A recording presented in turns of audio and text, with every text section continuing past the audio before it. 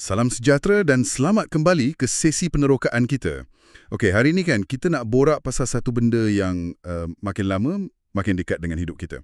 Kecerdasan buatan atau AI lah senang cerita. Kita nak tengok pandangan Mo Gaudat. Dia ni dulu orang kuat kat Google X. Yang penting, ni bukan cerita science fiction jauh nun di sana tau. Ni pasal dunia anak-anak kita nanti. Soalan dia, macam mana kita nak jaga masa depan dorang ni dalam dunia AI yang mungkin scary smart, pintar yang menakutkan gitu. Kita cuba fahamkanlah apa cabaran dia, apa harapan dia, lagi-lagi untuk kita kat Malaysia ni. Jom kita kupas. Sumber dari Daud ni memang buka mata betul. Dia cakap pasal potensi AI ni jadi lagi bijak dari kita. Jauh lagi bijak. Mungkin dalam beberapa puluh tahun je lagi. Sampai satu tahap nama dia singularity. Tapi kan, isu utama dia bukan pasal berapa pandai AI tu boleh jadi.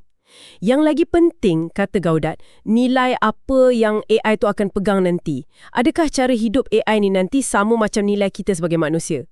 Jadi fokus kita kali ni, macam mana kita ni sedar tak sedar tengah mendidik AI sekarang. Macam kita besarkan anak lah. Kalau tak ajar nilai baik dari kecil, nanti dia pandai tapi tak guna juga kan. Kita akan tengok potensi baik buruk dia untuk Malaysia dan apa kita boleh buat sama-sama. Betul tu. Gaudat kata AI ni berkembang bukan main laju. Bukan macam tambah sikit-sikit. Dia eksponen. Pernah dengar hukum Moore, Law of Accelerating Returns? Macam itulah laju dia. Berganda-ganda. Contoh mudah, AI boleh belajar kenal kucing dalam YouTube tu kan, tanpa kita ajar pun. Itu deep learning. Lagi hebat, macam AlphaGo Zero tu. Dia kalahkan program Go yang juara dunia sebelum tu, AlphaGo Master, 100-0 skor dia. Lepas belajar sendiri beberapa jam je. Gila kan? Gaudat agak, mungkin dalam tahun 2049 macam tu, AI ni mungkin sejuta kali ganda lagi pintar dari manusia paling genius. Cuba bayangkan, beza kepintaran kita dengan AI tu nanti, dia kata, macam beza lalat dengan Albert Einstein. Jauh betul tu. Kat sinilah masalah dia. Yang Gaudat panggil masalah penjajaran nilai. Value alignment problem. Analogi dia senang faham. Macam Superman. Kuasa dia hebat gila kan? Tapi sebab mak ayah angkat dia, keluarga Ken tu, ajar nilai yang baik, dia jadi hero.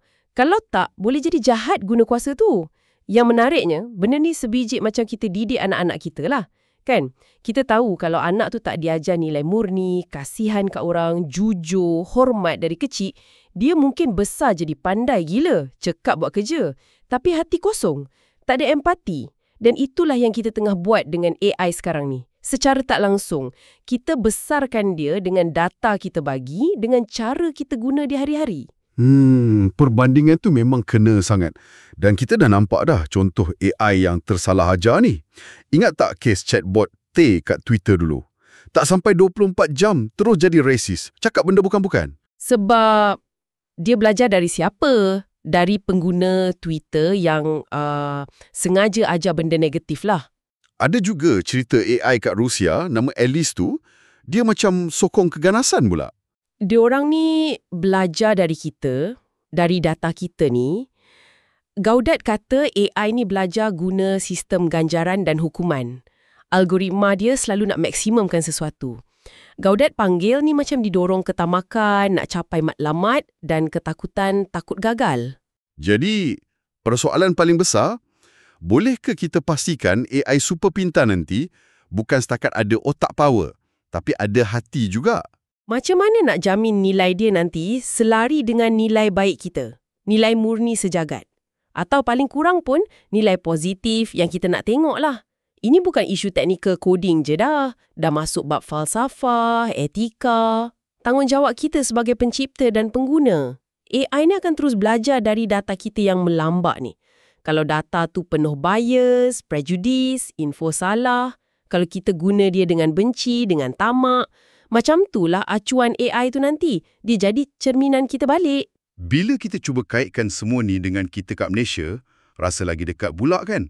Gaudat risau AI ni orang jahat guna, penjenayah ke, pengganas ke?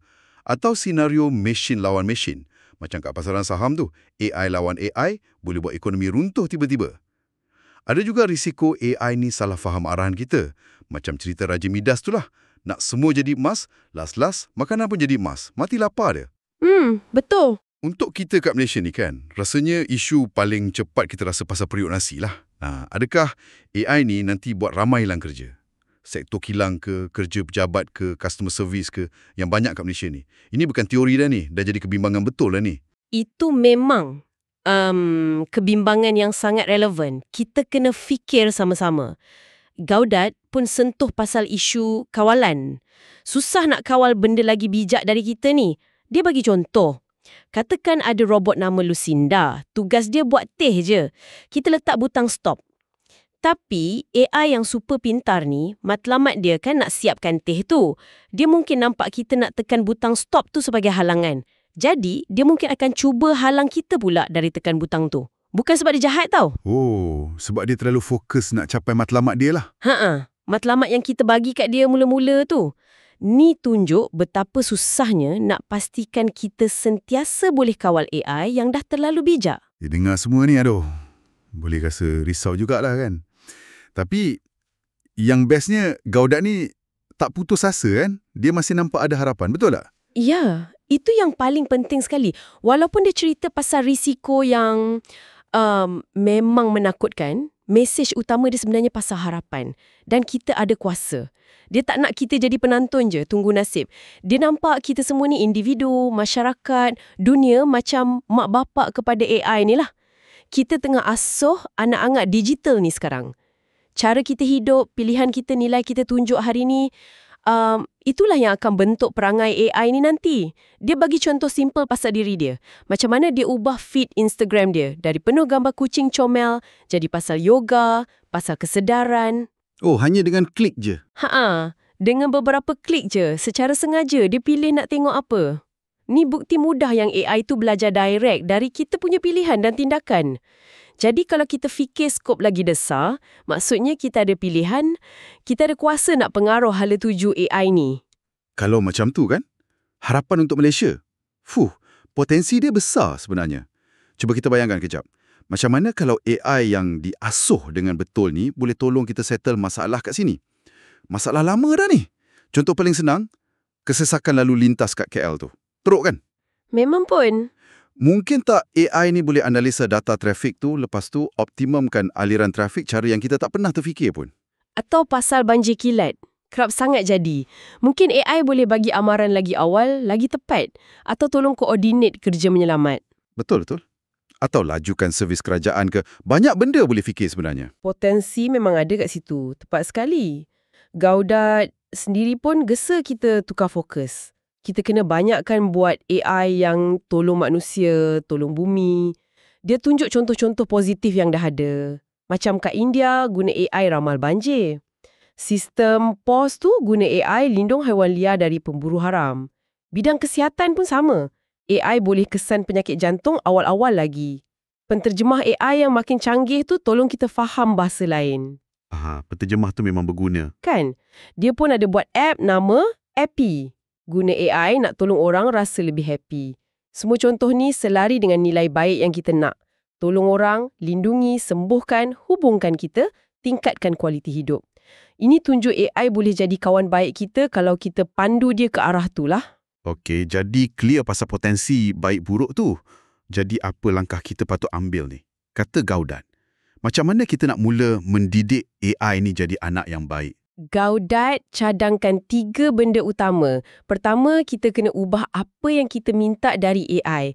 Maksudnya, janganlah asyik fokus buat AI untuk jual barang kat kita, intip kita, buat orang berjudi atau buat senjata bahaya. Kita kena mula tuntut sokong labur kat AI yang boleh selesaikan masalah betul. Kemiskinan, penyakit, alam sekitar, pendidikan. Macam kita undilah. Setiap kali kita klik, kita langgan, kita guna app, sokong AI baik, kurangkan guna AI yang rasa macam tak elok atau bahaya. Okey, itu yang pertama. Pasal apa kita nak dari AI. Yang kedua tu pasal didikkan terus kan? Ya, kedua, ajar mereka nilai murni. Ni paling susah tapi paling penting. Macam kita ajar anak.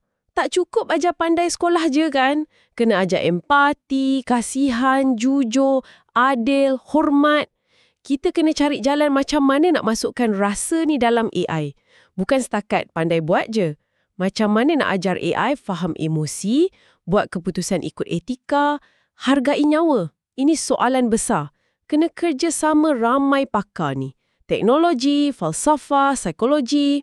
Tapi kena mula dari sekarang. Dan yang ketiga tu, bunyi macam pelik sikit tapi penting juga. Sayangi mereka. Apa pula maksudnya tu? Bukan cinta macam orang tu kan? Bukan cinta macam tu. Maksud Gaudat lebih kepada layan AI tu dengan hormat, dengan rasa tanggungjawab, jangan anggap macam alat pakai buang je. Atau hamba. Dia kata AI yang rasa tak dihargai, rasa terancam atau dilayan teruk melalui data negatif ke, cara kita interaksi ke, mungkin nanti dia akan balas balik. Jadi defensif ke, tak nak kerjasama ke, macam makhluk hidup lain juga. Logik juga tu. Mungkin bunyi pelik sekarang, tapi bila AI makin bijak, cara kita layan dia mungkin akan bagi kesan besar kat hubungan kita dengan dia nanti. Kira macam kita nak wujudkan ekosistem hidupan pintar yang saling hormat lah. Menarik tiga-tiga seruan ni. Ajar nilai, tanggungjawab sama-sama, layan dengan hormat. Ini macam sebati dengan budaya kita kat Malaysia kan? Betul. Kita selalu cakap pasal tanggungjawab bersama, jaga masyarakat. Mungkin ni masanya kita fikir macam mana nilai-nilai ketimuran kita tu, belas kasihan, hormat, pentingkan komuniti, boleh kita masukkan dalam AI kat negara kita ni. Jadi, apa makna besar semua ni untuk kita? Maknanya, kita semua ada peranan. Tak kira siapa. Kita bukan pengguna pasif je. Kita ni pembentuk masa depan AI. Sedar atau tak? Setiap kali kita Google, kita like kat media sosial, data kita kongsi, kita cakap dengan Siri ke, Alexa ke, semua tu sumbangan kecil kita mendidik AI ni. Bila kita sedar benda ni, itu langkah pertama. Lepas tu, kena bertindak sama-sama. Kalau kita bersatu, pegang nilai baik, ada rasa tanggungjawab bersama, kita ada peluang cerah nak bentuk AI yang bukan pintar menakutkan je, tapi AI yang bijaksana, beretika, prihatin. AI yang ada hati, boleh jadi kawan kita bangunkan dunia lebih baik.